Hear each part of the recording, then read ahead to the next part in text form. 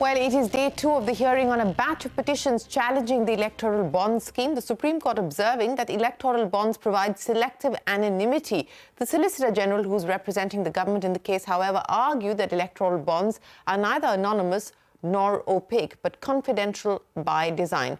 Ashmit Kumar joins us now to take us through the key observations from the 5-judge bench. Ashmit, so the government presenting its point of view, saying that this is necessary, and if the electoral bond scheme is scrapped, it would take the country back many years. Take us through some of the key observations that the Supreme Court made.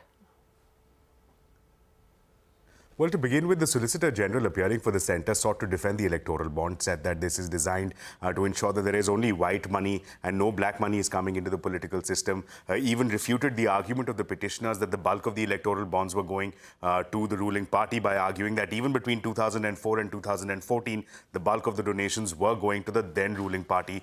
And finally also went on to argue that there is not a case of anonymity or opacity with respect to electoral bonds, but a case of confidentiality to ensure that there is no political retribution against corporate donors. These arguments, however, were subjected to heavy crossfire by the 5-judge bench. Number one, the bench observed that, let's be frank, given that the SBI is the one issuing these electoral bonds, it will not be a challenge for the government of the day to get access to data with respect to donors and donors who are making contributions to opposition parties. And this is where the Supreme Court said that this is not a case of confidentiality, rather a case of selective confidentiality, where the SBI and the law enforcement agencies, and through them the government of the day, will have access to information.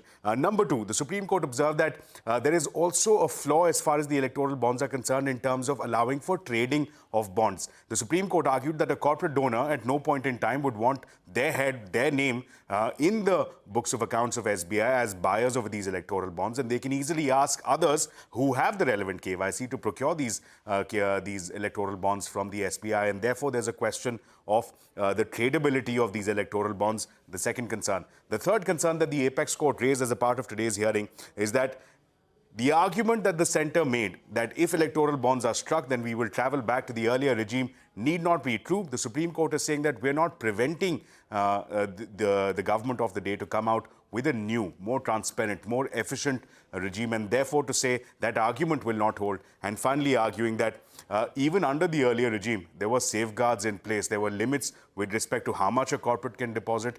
There were requirements under the Companies Act that required the companies to disclose the amounts in question and the parties to which they were making contributions.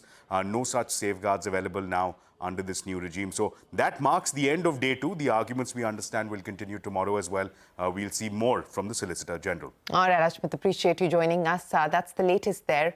Day 2 of the electoral bond case that is being argued in the Supreme Court.